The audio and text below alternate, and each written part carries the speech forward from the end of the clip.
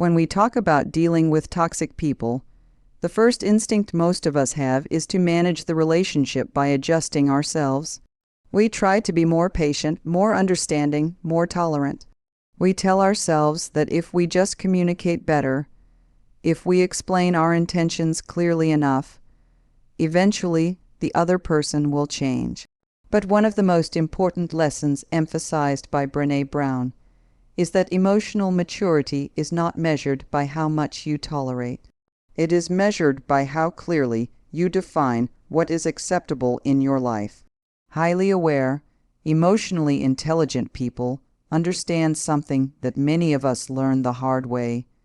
Boundaries are not about controlling other people.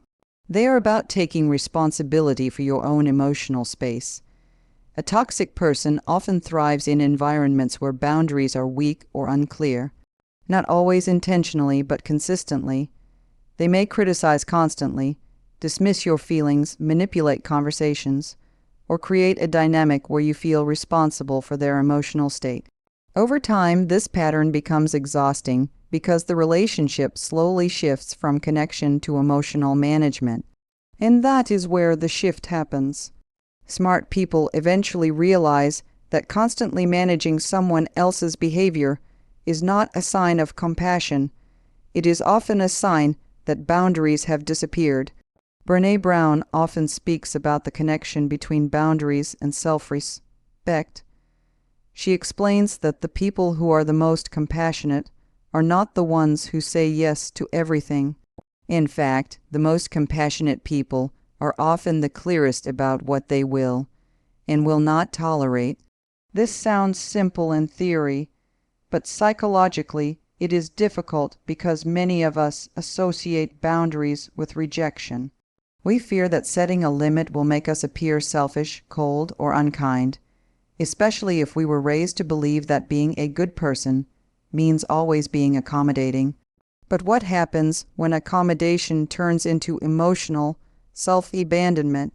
When someone repeatedly crosses your limits, interrupting your peace, dismissing your values, or speaking to you in ways that undermine your dignity, something important begins to erode. Not just the relationship, but your sense of internal stability. You begin to question yourself. You replay conversations in your mind. You wonder whether you are overreacting. This is exactly why boundaries are so essential. They restore clarity. Emotionally intelligent individuals understand that boundaries are not aggressive. They are informative. A boundary simply communicates where your responsibility ends and someone else's begins. For example, instead of arguing endlessly about respect, a boundary might sound much simpler. I'm not comfortable continuing this conversation if the tone stays like this. There is no attack in that sentence. There is no attempt to control the other person. There is only a calm declaration of what you are willing to participate in. And this is where something interesting happens psychologically. When boundaries are expressed calmly and consistently, toxic dynamics lose their oxygen. Much of toxic behavior relies on emotional reactions, defensiveness, over-explaining, guilt, or attempts to prove your worth. But a boundary removes the emotional negotiation entirely. It changes the structure of the interaction. Instead of arguing about who is right, the conversation becomes about participation. If respect is present, the interaction continues. If it is not, the interaction ends. Smart people understand that this approach is not about winning a conflict.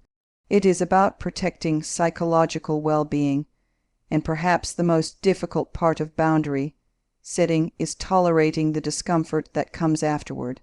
Because when you set a boundary with someone who is used to having unlimited access to your time, energy, or emotions, there is often resistance. They may accuse you of changing. They may call you difficult. They may even attempt to provoke guilt. This reaction can make people retreat and abandon the boundary they just established. But this is precisely the moment where emotional clarity matters most.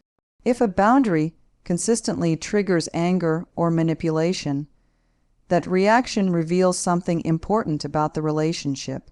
Healthy people may not always like a boundary, but they will ultimately respect it. Toxic patterns, on the other hand, tend to challenge it. And that difference is incredibly revealing. Another insight from Brené Brown is that people with strong boundaries actually experience deeper and more authentic relationships. At first glance, that may sound contradictory, but when you think about it, it makes sense. When you remove resentment, emotional exhaustion, and unspoken expectations from a relationship, what remains is honesty. You are no longer pretending to be comfortable with things that quietly hurt you. You are no longer suppressing frustration just to keep the peace. Instead, you are showing up as a whole person. And ironically, that level of authenticity is what real connection requires.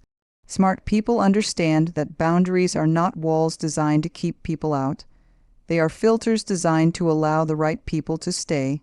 Because when someone respects your boundaries, they are also respecting your humanity. And that is the kind of relationship where trust can actually grow. So if there is one thing to remember when dealing with toxic individuals, it is this. The goal is not to argue them, explain them, or outlast them emotionally. The goal is clarity, because the moment you clearly define what you will and will not tolerate, the entire dynamic changes. And the truth worth reflecting on is simple but powerful. The quality of your life is shaped by the boundaries you are brave enough to enforce. Once we understand the power of boundaries, another realization begins to unfold, one that is often even more difficult to accept.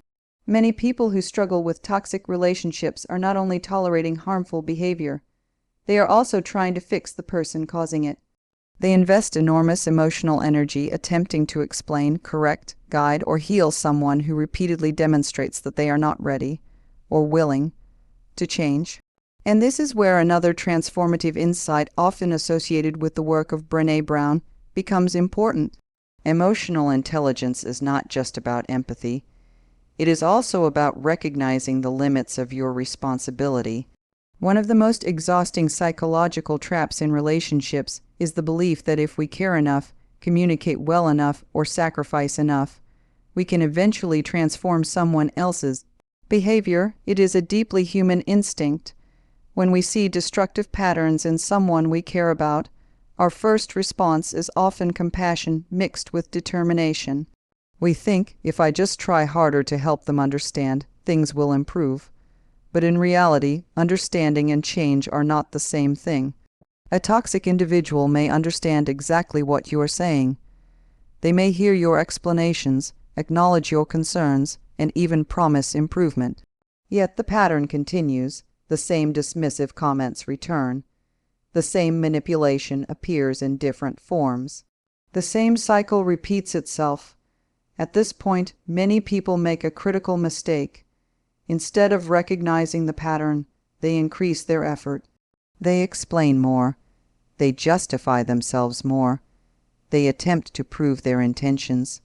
They search for the perfect words that will finally break through the misunderstanding. But the problem in many cases is not misunderstanding at all. Sometimes the deeper issue is that the other person benefits from the dynamic remaining exactly as it is. They benefit from your patience. They benefit from your willingness to keep explaining yourself. They benefit from your reluctance to walk away. This realization can feel uncomfortable, even painful, because it challenges the belief that relationships improve simply through effort. Yet psychologically, growth only happens when someone chooses it for themselves. No amount of reasoning can force self-awareness on a person who is not interested in examining their own behavior. This is why emotionally intelligent individuals eventually shift their focus. Instead of trying to repair someone else's character, they begin to examine their own patterns of engagement. They ask themselves an important question. Why am I still participating in a dynamic that consistently drains my emotional energy? This question is not about blame. It is about awareness. Many people remain in toxic interactions because they confuse detachment with cruelty. They worry that stepping back means abandoning someone. But detachment, in its healthiest form, is not abandonment. It is clarity. Detachment means recognizing that another adult's behavior is ultimately their responsibility. You can express concern, you can communicate your feelings, you can even offer support, but you cannot carry the burden of someone else's emotional growth. In fact, trying to do so often creates a subtle form of control disguised as compassion. When we believe we must fix someone, we are assuming a role that no human being can sustainably maintain. What emotionally intelligent people learn, often through experience rather than theory, is that peace begins where over-responsibility ends. When you stop trying to repair someone who repeatedly harms the dynamic, something interesting happens internally. Your mental space begins to expand. Conversations that once occupied hours of anxious reflection no longer dominate your thoughts. The endless internal debates about whether you explained yourself clearly enough begin to fade. This shift does not mean you stop caring. It means you stop overfunctioning. Brené Brown frequently emphasizes the relationship between vulnerability and courage. In this context, courage sometimes looks like saying less instead of more. It looks like resisting the urge to defend yourself in every conversation. It looks like allowing someone's behavior to reveal who they are, rather than constantly attempting to reinterpret it. And this approach exposes an important truth about toxic dynamics.